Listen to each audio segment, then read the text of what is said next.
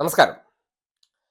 തലസ്ഥാനത്തെ നഗരസഭാ ഭരണം പിടിക്കാൻ നടക്കുന്ന ബി നിങ്ങളുടെ മുന്നിൽ വയ്ക്കുന്ന മോഹന വാഗ്ദാനങ്ങൾ പലതും കേൾക്കുന്നുണ്ടല്ലോ.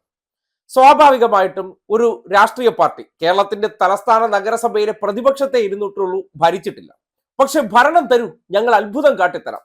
ഇപ്പോ തൃശ്ശൂരിൽ ഒരിടത്തേക്ക് നിങ്ങൾ കൊടുത്തു, എന്തോ ഒരു അത്ഭുതമാണ് നമ്മൾ കാണുന്നത്. അതവിടെ നിൽക്കട്ടെ. പക്ഷേ ഒരു രാഷ്ട്രീയ പാർട്ടി ഒരു അവകാശവാദം ഉന്നയിക്കണമെന്നുണ്ടെങ്കിൽ മറ്റെവിടെയെങ്കിലും അവരത് കാണിച്ച് തെളിയിച്ചിട്ടുണ്ടാകണ്ടേ? ഉണ്ടെന്നേ, അത് നിങ്ങൾ കണ്ടിരിക്കേണ്ടതുണ്ട്. തലസ്ഥാനത്തെ ഭരണം നമ്മുടെ സവർണന്മാരായിട്ടുള്ള അല്ലെങ്കിൽ വലിയ സമ്പന്നരായിട്ടുള്ള വലിയ ഉദ്യോഗസ്ഥരായിട്ടുള്ളവരിലൊക്കെ കൊടുത്തു കഴിഞ്ഞാൽ അവിടെ വരാൻ പോകുന്ന മാറ്റങ്ങൾ എന്തൊക്കെയാണെന്ന് നിങ്ങൾക്ക് ഇന്ത്യയിൽ ഒരു സംസ്ഥാനത്ത് ഇവർ ഭരിക്കുന്നുണ്ട്. മധ്യപ്രദേശ് എന്ന് പറയും, ഒരു സംഘസ്ഥാനാണ്. അവിടുത്തെ ഒരു നഗരസഭ, ആ മേയറിന്റെ മുന്നിലേക്ക് കെട്ടിട നിർമ്മാണത്തിന്റെ പേപ്പർ വർക്ക്സുമായി ചെന്ന ഒരു വ്യക്തിക്കുണ്ടായ അനുഭവത്തെ നിങ്ങൾ കാണണം. അവിടുത്തെ ഒരു പൊതുജനമാണ്, ഇന്ത്യയിലാണല്ലോ, കേരളത്തിലെ പോലെ തന്നെ മധ്യപ്രദേശിലെ ഒരു പൊതുജനം നേരെ ബി ഭരിക്കുന്ന നഗരസഭയിലേക്ക് ചെന്നപ്പോൾ അതിനു വേണ്ടി 18,000 രൂപ കൈക്കൂലി ചോദിക്കുകയാണ് ഉദ്യോഗസ്ഥർ. അത് മേയറോട് ചെന്ന് പരാതി പറഞ്ഞപ്പോൾ തെളിവുണ്ടോ എന്ന് ചോദിക്കുകയാണ്. തെളിവുണ്ടോ എന്ന് ചോദിച്ചപ്പോൾ ഉദ്യോഗസ്ഥരെ നേരിട്ട് ഫോണിൽ വിളിച്ച് ലൗഡ് സ്പീക്കർ ഇട്ട് കേൾപ്പിച്ചു കൊടുത്തതിന് ശേഷമുള്ള ആ പ്രതികരണം നിങ്ങൾ കാണണം.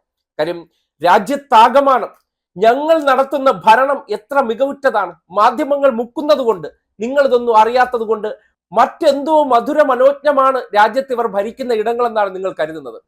ആ ദൃശ്യങ്ങളൊന്ന് കണ്ടേ ഒരു മനുഷ്യന്റെ നിസ്സഹായാവസ്ഥ എന്താണെന്ന് നിങ്ങൾക്ക് ആ ദൃശ്യം തെളിയിച്ചു തരും. अब अपन को क्या करना है, आपको देने 3,000 रुपए, मैं दे देता हूँ 3,000 फोन पे कर दूं, है ना। इसके बाद सारा काम आप देख लो, कितने कितने और लगाए वो और बता दो। मैंने आपको बता दी। तो वो के शर्मा जी के 10,000 से कम नहीं होंगे? नहीं होंगे। और 4,000 किसको देने हैं? फोटो वाले को। उनका नाम क्या है? वो भानु तोमर। तो 4,000 उनके जाए, के शर्मा जी के 10,000 जाएंगे। उनका नाम क्या है? वो अजय परिहार है भाई। अजय परिहार। तो ऐसे 15-17,000 का जाएंगे। ये सरकारी खर्चे के अलावा लेंगे? सरकारी रसीद में अलग भरूंगा, ये रिश्वत के जाएंगे 18,000। ठीक, अब बताओ किसको लगाना है? आप बताओ. തെളിവടക്കം കേൾപ്പിച്ചു കൊടുത്തു, എന്തെങ്കിലും ചെയ്തോ? അത് ഒന്നും ചെയ്യാൻ പറ്റില്ല. ഇതാണ് മറ്റുള്ള ഇടങ്ങളിലെല്ലാം അഴിമതി തുടച്ചു നീക്കിയ ബി സർക്കാർ. ഈ പറയുന്ന, അതായത് കേരളത്തിൽ ഇപ്പോൾ വലിയ വാഗ്ദാനങ്ങൾ മുന്നോട്ട് വയ്ക്കുന്ന രാജീവ് ചന്ദ്രശേഖർ ജി ഉൾപ്പെടെയുള്ളവർ, നേരത്തെ അദ്ദേഹവും കർണാടകയിൽ നിന്നായിരുന്നല്ലോ, അവിടത്തെ എല്ലാം നന്നാക്കിയത് കൊണ്ടാണല്ലോ ബി അവിടെ നിന്ന് തൂത്തെറിഞ്ഞതും. അതുപോലെയാണ് മധ്യപ്രദേശിൽ ചെയ്തുകൊണ്ടിരിക്കുന്നത്. പിന്നെ അധികാരം ഉപയോഗിച്ചുകൊണ്ട് പലതും നമുക്ക് വെടക്കാക്കി തനിക്കാക്കുന്നത് ഉള്ളതുകൊണ്ട് പലതും നിങ്ങൾ അറിയുന്നില്ല. പക്ഷെ ഓരോ മനുഷ്യരും ഇവർ ഭരിക്കുന്ന ഇടങ്ങളിൽ അനുഭവിക്കുന്ന ദുരിതം എന്താണെന്നാണ് നിങ്ങൾ കണ്ടത്. എന്തൊരു നിസ്സംഗഭാവമാണ്. ജനങ്ങൾക്ക് അവിടെ ശബ്ദമില്ലാത്തൊരവസ്ഥയാണ്. ഇനി ആ യുവാവ് ജീവിച്ചിരിപ്പുണ്ടോ ഇല്ലയോ എന്നൊക്കെ പിന്നത്തെ കാര്യം ചോദ്യം ചെയ്തു കഴിഞ്ഞാൽ അവനെയൊന്നും പിന്നെ വച്ചേക്കാറില്ല. പക്ഷെ നമ്മുടെ നാട്ടിൽ ഇങ്ങനെ ഒരു അവസ്ഥയെക്കുറിച്ച് നിങ്ങൾക്ക് ചിന്തിക്കാൻ പറ്റും? അങ്ങനെ ഒരു സംഭവവികാസം ഉണ്ടായിരുന്നെങ്കിൽ എന്തോരം വാർത്താ വിസ്ഫോടനമായി മാറിയത്. കേരളത്തിലെ ഏതെങ്കിലും ഒരു പത്രത്തിൽ ഇത് നിങ്ങൾ റിപ്പോർട്ട് ചെയ്ത് കണ്ടോ? അവിടെയാണ് നിങ്ങൾ മനസ്സിലാക്കേണ്ടത്.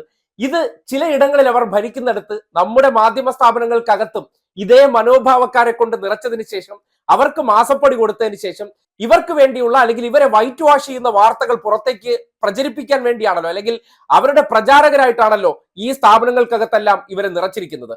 അവരിൽ നിന്ന് നിങ്ങൾ ഒരിക്കലും ഇത് പ്രതീക്ഷിക്കരുത്. ഇവിടെ ഉള്ളവരെ അല്ലെങ്കിൽ ജനങ്ങൾക്ക് ഗുണമായിട്ടുള്ള നല്ലത് കിട്ടുന്നതിനെ തകർത്തെറിയുക, അവരുടെ അധികാര കേന്ദ്രങ്ങളാക്കുക, അവരുടെ സാമ്രാജ്യമാക്കി മാറ്റാൻ വേണ്ടിയുള്ള പരിശ്രമമാണ് നടക്കുന്നത്. സാധാരണക്കാരായിട്ടുള്ള പാവപ്പെട്ട മനുഷ്യർക്ക് രാജ്യത്താകമാനം, പ്രത്യേകിച്ച് മധ്യപ്രദേശ് പോലൊരു സംസ്ഥാനങ്ങളിൽ എത്ര വർഷമായി ബി ഭരിക്കുന്നു. ശിവരാജ് സിംഗ് ചൗഹാൻ എന്ന മുഖ്യമന്ത്രിയെ കുറിച്ചൊക്കെ നിങ്ങൾ ആലോചിച്ചാൽ മതി. അവിടങ്ങളിൽ നടക്കുന്നത് ഈ അവസ്ഥയാണ്. ഈ ഗതികേടിലേക്ക് മനുഷ്യരെ തള്ളിവിട്ടതിന് ശേഷമാണ് കേരളത്തിൽ ഇപ്പോൾ തന്നെ പലതരത്തിൽ നഗരസഭയോ അല്ലെങ്കിൽ തദ്ദേശ സ്വയംഭരണ സ്ഥാപനവുമായി ബന്ധപ്പെട്ട ആവശ്യങ്ങളെല്ലാം ഡിജിറ്റലൈസ് ചെയ്തു. നിങ്ങൾക്ക് നേരിട്ട് ഓഫീസിൽ പോകുന്നത് വളരെ കുറച്ച് ആവശ്യങ്ങൾക്ക് മാത്രമാണ്. ബാക്കിയുള്ളതെല്ലാം അക്ഷയ മുഖേനയാണ് ഇപ്പോൾ നടപ്പാക്കേണ്ടത്. പ്രത്യേക ആപ്പ് വന്നു കഴിഞ്ഞു.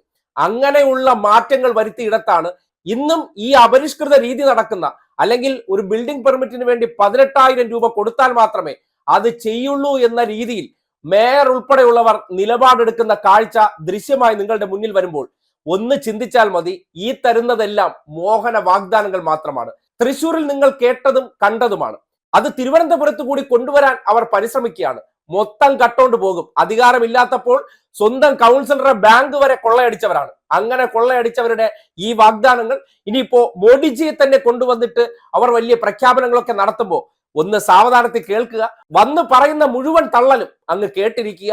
ഒരു കാരണവശാലും അധികാരത്തിന്റെ പടി കയറ്റാതിരിക്കാൻ ജാഗ്രത കൂടി പുലർത്തുക എന്നുള്ളത് മധ്യപ്രദേശിലെ ഇവരുടെ മധുര മനോജ്ഞ ആ നഗരസഭ കണ്ടിട്ട് നിങ്ങൾ മനസ്സിലാക്കേണ്ടതാണ്.